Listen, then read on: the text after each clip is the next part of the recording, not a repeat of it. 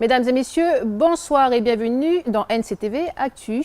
Depuis le début de la semaine, nous présentons votre journal devant les futurs bureaux d'NCTV.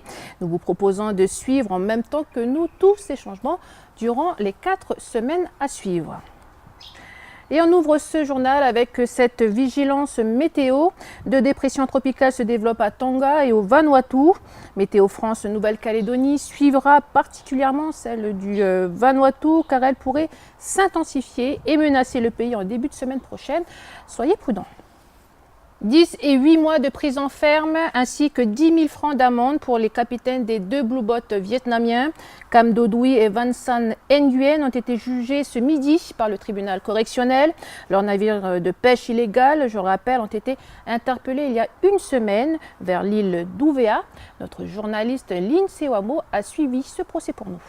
Oui, alors le procès a commencé avec du retard, aux environs de midi au lieu de 8 heures, car il a fallu attendre en fait l'interprète. Donc on a pu voir les deux capitaines des Blue Boats côte à côte face au tribunal, l'un âgé de 30 ans et l'autre de 34 ans.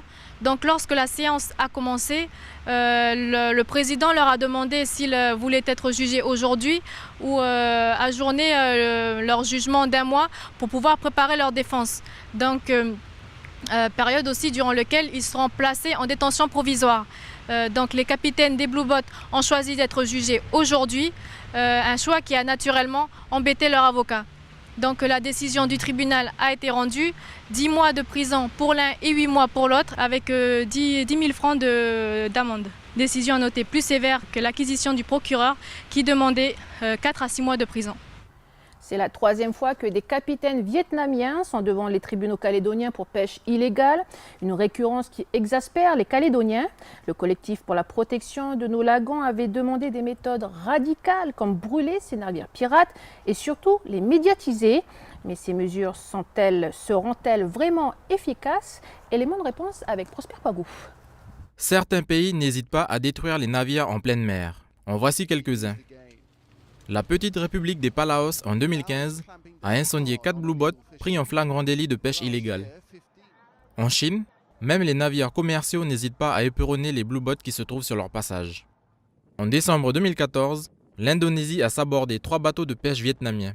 En août 2015, 38 navires ont été coulés et parmi eux, des Blue Boats vietnamiens. Et pourtant, malgré toutes ces mesures, l'an dernier, 71 bateaux ont encore été arraisonnés et envoyés par le fond. L'exemple de l'Indonésie tend à prouver que la destruction des bateaux reste inefficace et ne dissuade pas forcément les pêcheurs illégaux. La volonté de médiatisation de ces destructions de bateaux n'aurait aucune incidence au Vietnam. Selon le classement mondial de la liberté de la presse établi par Reporters sans frontières, le Vietnam est 175e sur un total de 180 pays. La presse locale est entièrement aux ordres du Parti communiste. Les blogueurs et citoyens journalistes sont les seules sources d'informations indépendantes. Les violences policières se multiplient en vertu notamment du décret 72 qui restreint l'utilisation d'Internet aux seules informations personnelles. Le code pénal prévoit par ailleurs la prison pour punir tout abus des libertés démocratiques. Cette formulation très vague permet de museler toutes les voix dissidentes. Nous avons rapporté ces faits au responsable du collectif contre les pêches illégales, Yann Moalou. Écoutez sa réaction. Nous, ce qu'on propose, c'est de toute façon, il va falloir détruire ces navires.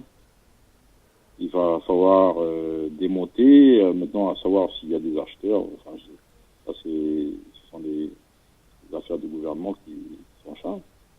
Mais en tout cas, s'il faut les mettre à l'eau pour utiliser pour un sanctuaire, pour un sous-marin, pour la plongée et tout ça, ça va revenir cher aussi. Donc je sais pas, ça c'est du ressort du gouvernement et puis Et puis, ces chiffres inquiétants pour la journée mondiale de la santé. 7 adultes sur 10 sont en situation de surpoids aujourd'hui au pays. Les maladies cardiovasculaires, tous sexes et âges confondus, sont la 2e cause de décès après le cancer. D'après une étude de 2013, 32% des enfants de 6 ans sont en surpoids, dont 11 sont obèses. Et 42% des enfants âgés de 2 ans sont en surpoids, dont 20% sont obèses. Les maladies liées à l'obésité et le diabète coûteraient 7 milliards au pays chaque année. Donc vous l'avez compris, c'est un problème sanitaire préoccupant et qui touche de plus en plus nos jeunes.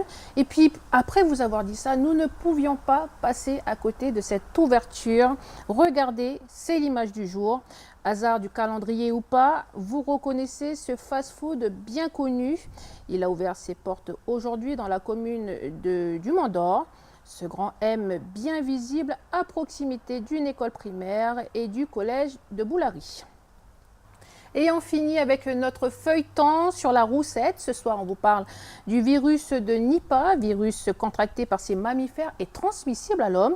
Depuis 2 ans, les roussettes du parc forestier sont en quarantaine car le virus a été détecté sur 3 d'entre elles. Quelles sont les avancées? Reportage d'Océane Zobler.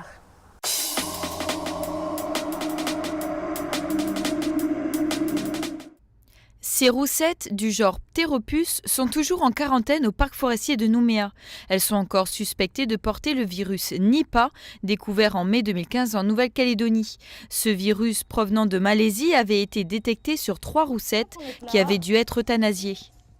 Donc, les roussettes qui ont été testées comme des séropositives n'étaient pas en fait à proprement parler porteuses du virus, on n'en sait rien en fait. Elles étaient juste porteuses des anticorps. C'est-à-dire que leur corps a réagi à un moment donné par rapport à ce virus et elles se sont soignées elles-mêmes, donc grâce à ces anticorps. Et ces anticorps étant présents, on sait qu'elles ont été au contact du virus et on ne sait pas par contre si elles sont contagieuses. C'est pour ça qu'elles ont été euthanasiées par principe de précaution et c'est pour ça que celles-ci, les autres roussettes qui étaient à côté, ont été placées en quarantaine pour qu'on puisse vérifier qu'elles n'aient pas attrapé la maladie entre-temps. Et surtout vérifier qu'elles n'ont vraiment pas des anticorps et donc elles ne pourraient pas être porteuses saines. C'est juste un principe de précaution, elles ne sont pas malades. Voilà. Des mesures de prévention actives ont alors été mises en place et continuent de l'être aujourd'hui.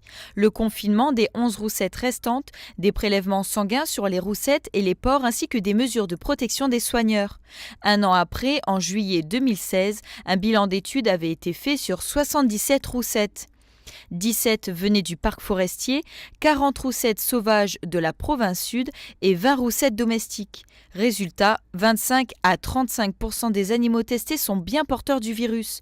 Un chiffre important qui nécessite encore aujourd'hui des analyses plus poussées afin de détecter l'identité exacte du virus sur un plus grand nombre de roussettes. Les recherches sont donc encore en cours.